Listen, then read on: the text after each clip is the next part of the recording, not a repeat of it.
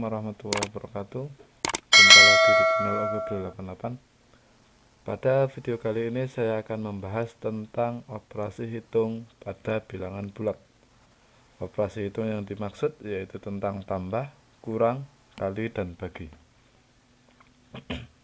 Nah, bilangan bulat itu seperti apa? Bilangan bulat kalau biasanya kita pelajari menggunakan garis bilangan. Nah, bilangan bulat itu terdiri dari dua bilangan. Yang pertama adalah bilangan cacah, yang kedua adalah bilangan negatif. Bilangan cacah itu adalah bilangan bulat yang dimulai dari angka 0. Berarti mulai dari 0, 1, 2, 3, 4, 5, 6, dan seterusnya. Sementara bilangan negatif adalah bilangan yang kurang dari 0. Berarti mulai negatif 1, negatif 2, negatif 3, negatif 4, dan seterusnya. Nah, bagaimana penerapan bilangan bulat? Bilangan bulat tadi terdiri dari dua, ada positif, ada negatif. Umumnya kita biasanya menggunakan dalam kehidupan sehari-hari, seperti jika positif kita bergerak maju, maka bilangan negatifnya yaitu bergerak mundur. Kalau kita bergerak ke kanan, maka negatifnya adalah bergerak ke kiri. Kalau kita berada pada ketinggian, misalnya di terbang atau di atas gunung 1000 meter di atas permukaan laut, maka negatifnya apa?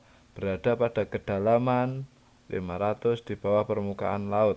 Nah, semua itu sebenarnya penggunaan dari bilangan bulat, yaitu ada positif, ada negatif. Dua bilangan yang saling berlawanan arahnya.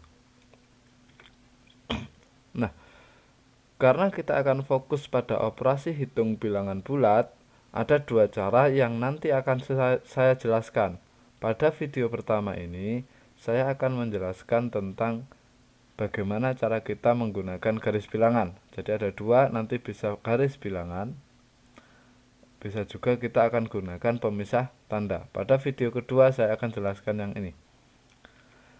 Kita mulai pada garis bilangan. Nah, ada aturan yang harus kita pahami terlebih dahulu kalau kita mau belajar operasi hitung dengan menggunakan cara garis bilangan. Yang pertama, kita harus tahu bilangan itu positif atau bilangan itu negatif. Jika bilangan itu adalah positif, maka kita akan buat dia bergerak ke arah kanan. Namun jika bilangan itu negatif, maka dia akan bergerak ke arah kiri. Apa hanya ini aturannya? Tidak, ada lagi. Ini aturan pada bilangannya. Kalau bilangan itu positif, maka kita bilang dia ke kanan. Kalau negatif, dia ke kiri.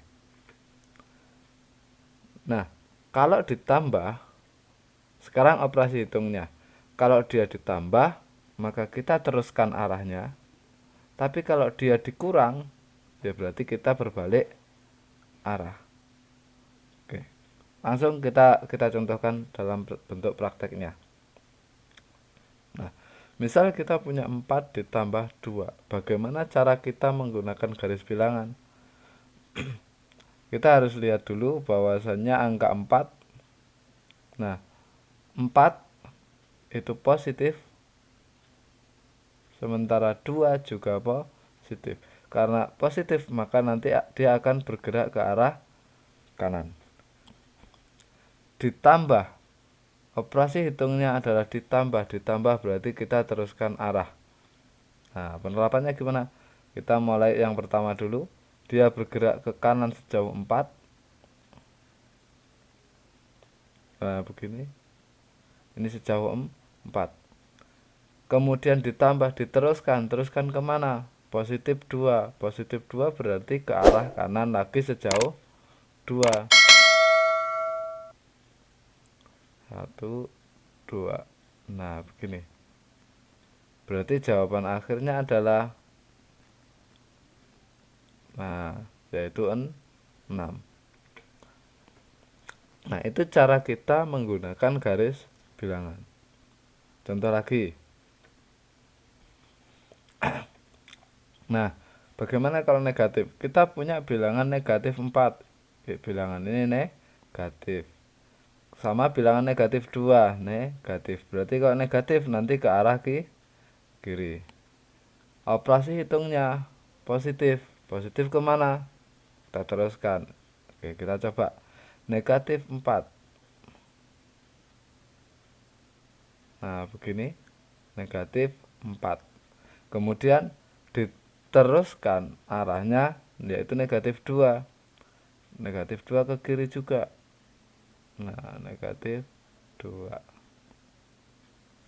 Berarti hasilnya adalah negatif 6. Gampang ya? Ya, saya pikir sangat mudah selama kita benar-benar pahami aturan yang ada. Oke. Bagaimana kalau kasusnya berbeda? Yang satu positif dan yang satunya adalah negatif. Nah, begini. 4 adalah bilangan positif, berarti ke arah kanan. Oke, kita bikin dulu 4 bilangan positif ke arah kanan.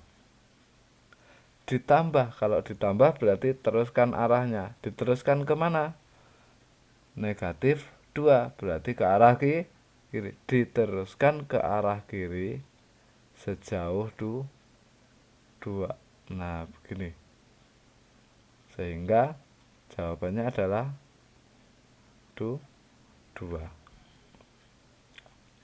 Gampang ya?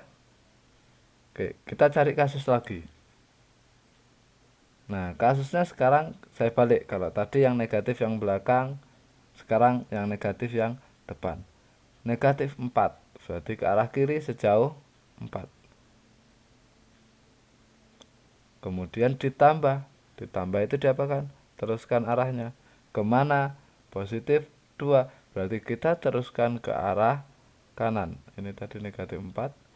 Ke arah kanan sejauh 2. Maka hasilnya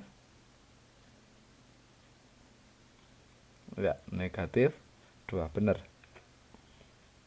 Ya, mudah kan? Sangat mudah. Contoh lagi. Kasus berikutnya, bagaimana kalau operasi hitungnya adalah pengurangan berbalik arah? Oke, kita contohkan. 4 adalah bilangan positif, berarti kita bikin 4 dulu. Berarti 4 ke arah kanan. Kemudian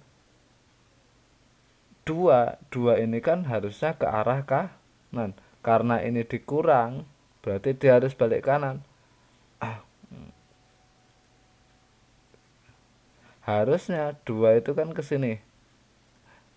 Nah, harusnya kan ke sini 2. Tapi karena tadi adalah berbalik arah, maka kita bikinnya adalah ke ya lawannya. Yaitu jadi dikurang 2. Jadi lawannya atau kurangnya nggak usah lah. Nah, ini nggak jadi ditulis. Kenapa? Karena ini berbalik arah. Yang harusnya adalah ke arah kanan. Kalau putar balik berarti ke arah kiri. Sehingga hasilnya adalah 2. Gampang ya? Oke, contoh berikutnya. Nah, kalau begini bagaimana? Ada pengurangan, ada negatif. Nah, negatif 4 kita bikin dulu. Negatif 4 kita bikin dulu. Nah, kemudian dikurang. Kalau dikurang kan berarti balik arah. Balik arah kemana? Negatif 2 itu kan harusnya ke kiri. Harusnya jawabannya adalah begini. Harusnya kan begini. Karena dia berbalik arah ke kiri, berarti lawannya yaitu ke kanan. Berarti ke sini sejauh 2. Berarti hasilnya yaitu adalah 2. Yang ini enggak jadi. Kenapa ini enggak jadi? Karena balik arah. Harusnya ke kiri berarti balik jadi ke kanan. Nah, begitu.